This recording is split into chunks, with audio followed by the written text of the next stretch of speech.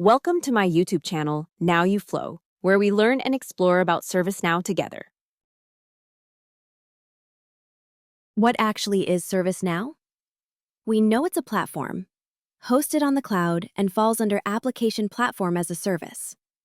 But what exactly it is, and what is it used for?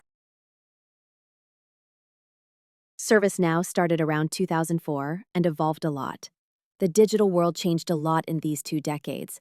To understand ServiceNow better, we should rewind to the origins of ServiceNow.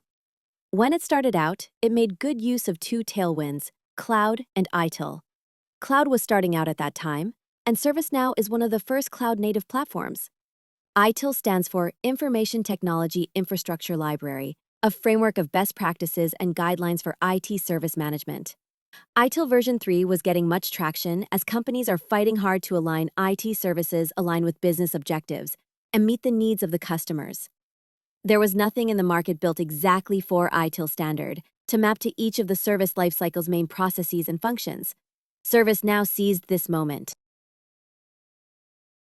If we refer to this image from those days, we can clearly see ServiceNow started out as an ITSM software as a service, where it targeted and eventually replaced the IT service management fat client softwares of that time. ServiceNow started out as a help desk replacement tool for IT departments. That's where you see enterprises using it for incident, problem, change, and release management and service catalog. Functions and processes of service operations lifecycle of ITIL is the low-hanging fruit that every enterprise needs.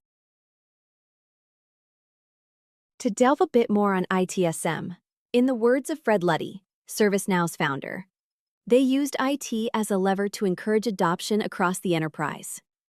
Even though they built a platform that can solve any business problem, if they do not focus on a specific business need, they cannot take the conversation forward. So, ITSM is that building block to prove the value to the customers.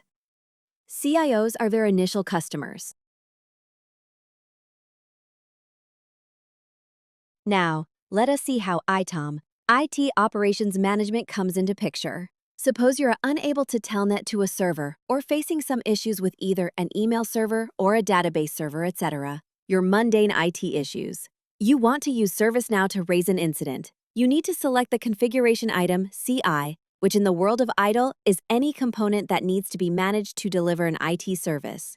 CIs are the building blocks of a configuration management database, CMDB.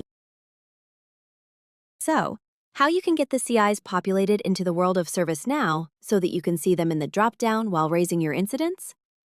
You can use ServiceNow import functionality to handle the delta of CIs on a day-to-day basis and improve the quality of your CMDB.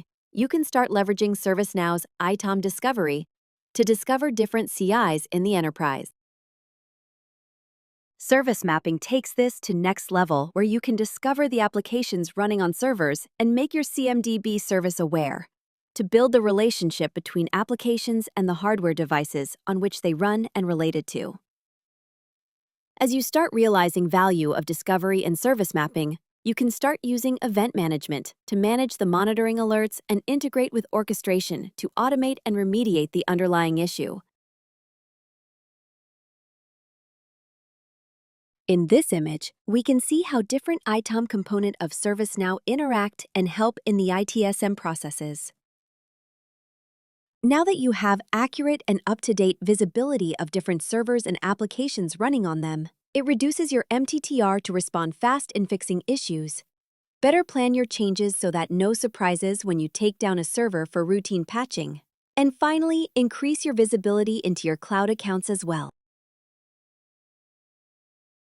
So it started with ITSM, and then we saw how ITSM and ITOM are related and work together. If we take a step back and talk about how ServiceNow was designed as a platform, again, in the words of its founder, Fred Luddy, ServiceNow is a forms-based workflow on top of a database. If we want to oversimplify, we can say ServiceNow is nothing but a RDBMS, Relational Database Management System, on the cloud, using which we can build and run any application that can be broken down into a sequence of tasks, i.e., a process-driven workflow. As ServiceNow evolved, it introduced scope-based development of apps, and with the introduction of integrated development environment tools like Studio, customers can develop apps easily.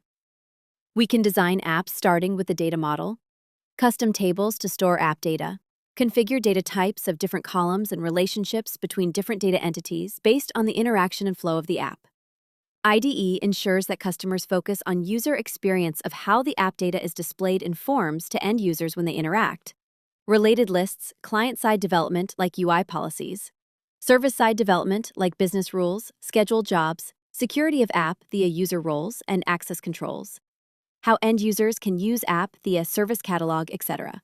The platform does all the heavy lifting with low code and all configurations and development done over the web browser.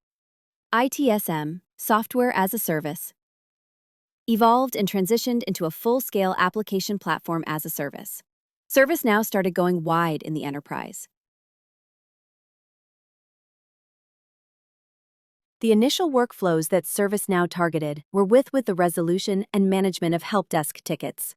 But the building blocks of the platform on which these workflows are built, like email, scheduled jobs, service portal, service catalog, or new features it introduced like Virtual Agent, Integration Hub, Flow Designer, etc., all can be used to build workflows for different areas of the enterprise: HR, finance, security, field service, customer service, etc.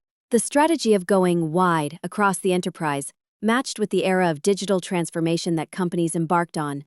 ServiceNow lapped it with their tagline, "Make work, flow."